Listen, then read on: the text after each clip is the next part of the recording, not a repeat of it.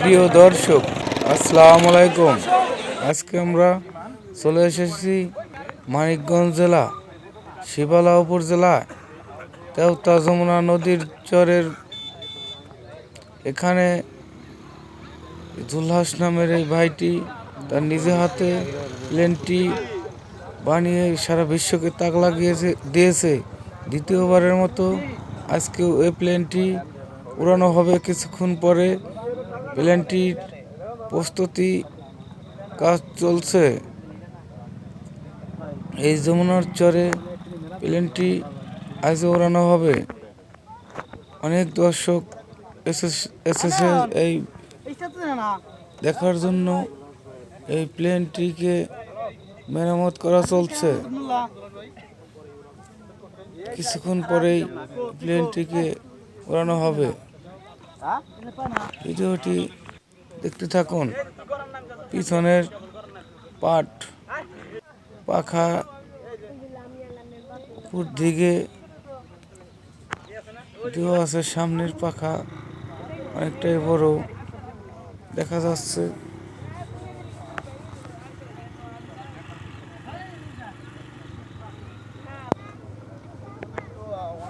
অনেকেই দেখতে এসেছেন এই নিজে হাতে জুলহাসের ভাইয়ের সেই তাক লাগিয়ে দেওয়ার এই প্লেনটি জুলহাস ভাইকে দেখা যাচ্ছে। প্লেনের ভিতরে উঠেছেন, হেলমেট মাথায় দিয়ে সে প্রস্তুতি নিচ্ছেন।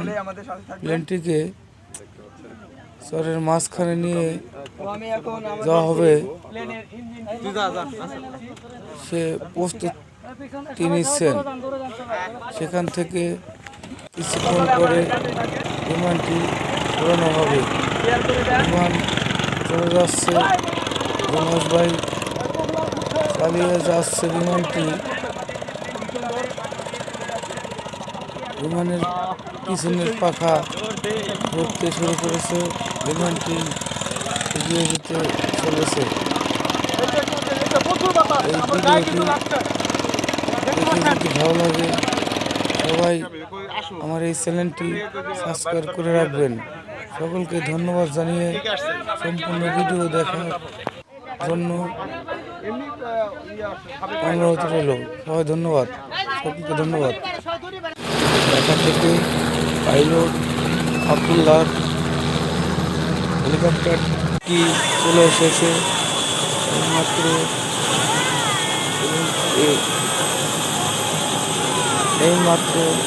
হেলিকপ্টারটি নেমেছে, কথা ঘুরছে, আমরা দেখতে পাচ্ছি। কিছুক্ষণের মধ্যেই আমাদের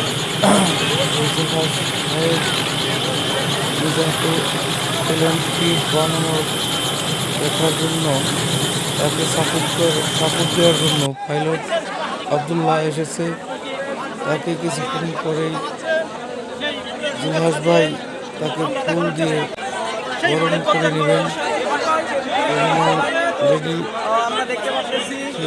বেরিয়ে এসেছে, ফুল দিয়ে গরম করে নিয়েছে।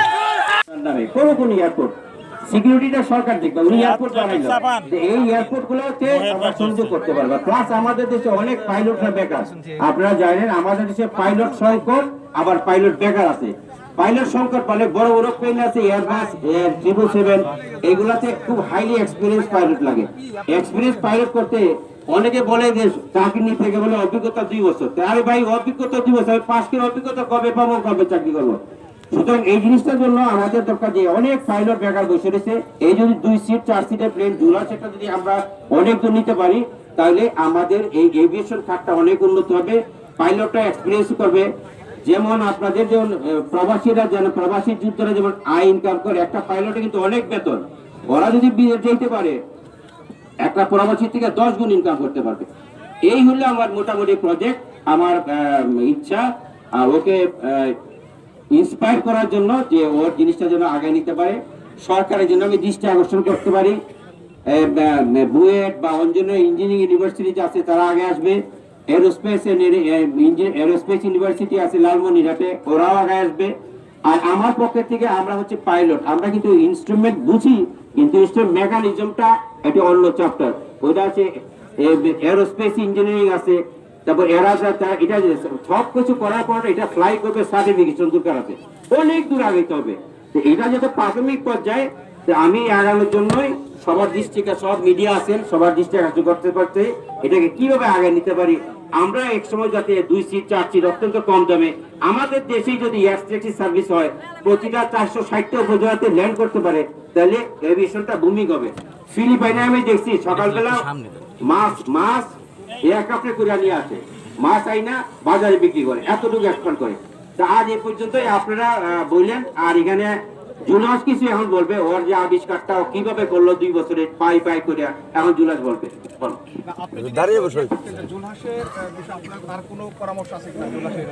জুলাসের পরামর্শ হলো, জুলাস আপাতত ছোট ছোট ফ্লাইট করুক, কিন্তু ওকে এখন টেকনিক্যাল জ্ঞান দরকার, ওর টেকনিক্যাল জ্ঞান দরকার। তা না হলে এইসব এয়ারক্রাফট কিন্তু ডেঞ্জারাস। ও যদি উইন একেবারে, হ্যাঁ, ওকে ফ্লাইং করে ভর্তি করে দিল, ও ফ্লাইং কমপ্লিট করলো 40 ঘন্টা আর 9টা সাবজেক্ট পাস করলে প্রাইভেট পাইলট লাইসেন্স হয়ে গেল। যদি সে প্রাইভেট পাইলট লাইসেন্স হয়ে গেল, তার কোনো চিন্তা নাই, সে বিশ্ব সমাজে জ্ঞান থাকলো। স্যার এসএসসি তে আবার সে আস্তে আস্তে এইচএসসি পাস করে, তাহলে কমার্শিয়াল পাইলট লাইসেন্স দেখতে পারবে। আমিও তো কর্মচারী, প্রতিবেলা যোগাযোগ আছে। যদি ওনারা, আমি আপনার মিডিয়া বলছি যে ওর যেহেতু এইচএসসি সায়েন্স আছে, ওকে আমরা প্রাইভেট পাইলট লাইসেন্স দিতে পারি। বলো তুমি, তোমার আবিষ্কার সব কিছু বলো, দাঁড়িয়ে বলো। একটু সবাই একটু বলতেই করে নেই, এই যে ভাই মিডিয়ারা একটু সাইড হন হবে। শখের বসে রিমোট কন্ট্রোল প্লেনের কাজ শুরু করি। তখন আমি এটা শখের বসেই করেছিলাম। আর রিমোট কন্ট্রোল প্লেন একটা দুটো করে বানাতে আমি অনেকগুলো বানিয়েছিলাম। তো সেগুলো অনেক ভালোভাবে ফ্লাই করতো। তো তখন থেকে আমার মনে হয়তো যে আসলে আমার মনে হয় এই বিমানের প্রতি এক্সপিরিয়েন্সটা আমার ভালোই হবে আমি যদি এটা নিয়ে গবেষণা করি। তো তখন আমার মনে চাই যে আমি একটা আল্ট্রালাইট তৈরি করি, যেটা দিয়ে আমি উঠতে পারবো। তো সেখান থেকে আজ থেকে 2 বছর আগে আমি এই বিমানটা বানানোর কাজ শুরু করি। 1 বছরে একটা বানিয়েছিলাম, সেটা পারফেক্ট না হওয়ার কারণে সেটা আমি বাদ দিয়ে দিই। তারপর লাস্ট 1 বছরে আমি এই বিমানটা তৈরি করি এবং এটাতে অনেক পরিশ্রম, অনেক মেহনত এবং অনেক ক্যালকুলেশন করতে হয়েছে। অবশেষে আল্লাহর রহমতে এটির ওয়েট ব্যালেন্স এবং সবকিছু সঠিকভাবে হওয়ার কারণে এটাকে আমি টেক আপ করতে পেরেছি। আর বিশেষ করে এটাকে আমি কখনো বেশি উপরে ওঠানোর চেষ্টা করিনি, সেটা আমার সেফটির জন্য মিনিমাম 40-50 ফিট উঠিয়েছি, যেটা অনেক সুন্দরভাবে আমি ব্যালেন্স এবং টেক অফ এবং ল্যান্ডিং করে আপনাদেরকে দেখিয়েছি।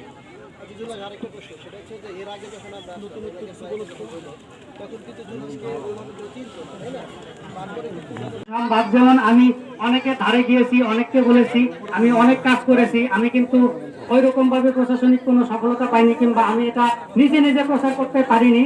তো মিডিয়ার মাধ্যমে কিছুদিন আগে এটা সবার কাছে প্রচার হয়। আর বিশেষ করে আমি যখন এটা কেউ জানতো না, তখন আমাকে কেউ চিনতো না। আর এখন আল্লাহর রহমতে সবাই আমাকে চিনে। তো এই যে পরিবর্তনটা, এটা আমার জন্য অবশ্যই সৌভাগ্য বয়ে নিয়ে এসেছে। আর এর জন্য যারা যারা এর পিছনে আছেন, তাদের সবাইকে আমার অন্তর থেকে ধন্যবাদ এবং শুভেচ্ছা। ভালো কিছু তৈরি করা, কোনোভাবে ইনকাম করার উদ্দেশ্য আমার নেই। আমার উদ্দেশ্য হচ্ছে এটা নিয়ে গবেষণা করা, একটা ভালো রেজাল্ট তৈরি করা, দেশের জন্য একটা ভালো কিছু তৈরি করা, যেটা আমাদের সকলের কাজে লাগে। এটাই আমার মূল উদ্দেশ্য।